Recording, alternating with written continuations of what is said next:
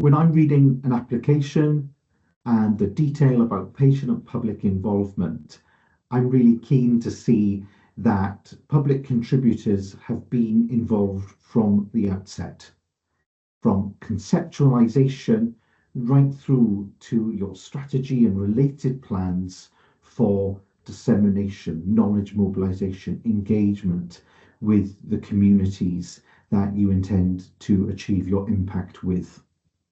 I'm also looking to see that you've considered the nuts and bolts of how you're going to involve people continuously throughout the course of your research journey, research project plan.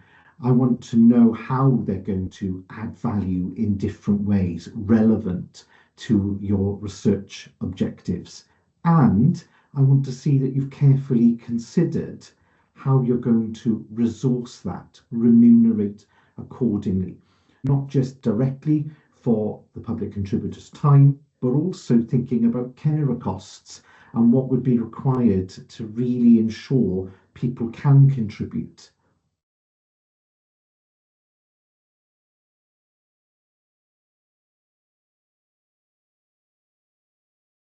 I'm looking to see that the basics are there, whether that's the UK standards for public involvement through to use of the PIRIT tool, where you are going to be thinking about how can you continuously, inductively throughout the course of your research, be thinking proactively about how can I best involve people? How can I support them to add value to what I'm trying to do, add value to the objectives for this research.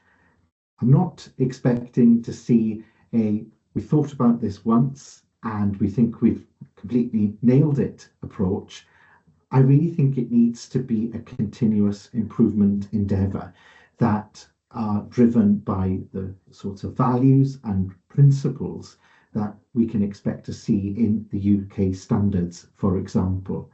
And I think that's where all of us, whether we are starting off in research or experienced professors, that commitment to continuous learning is key for us all.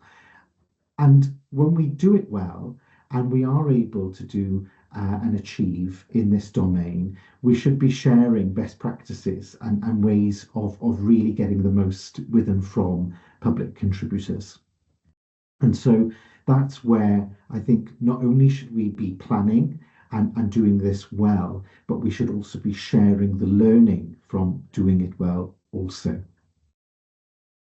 When you're looking to resource your patient and public involvement, really do look carefully at offerings from Health and Care Research Wales, from their current public engagement fund, for example. This is ideal if you've got a seed of an idea and you are going to be looking to identify public contributors that can help you flesh that out at that so-called conceptualization stage, planning stage for your award, for example. Through to Health and Care Research Wales also funding infrastructure across the country, across many higher education institutions. I work at the Primary and Emergency Care Research Centre, for example, and we have our own patient and public group that we call upon and have strong links with other groups as well, particularly those for ethnic minorities or disability groups that are headed up by various institutions within the Welsh landscape.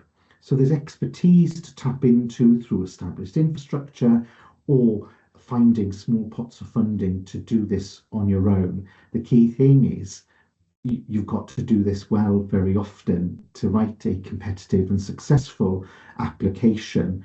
So do not overlook the opportunities that can come from identifying such funds in order to do this work properly first time.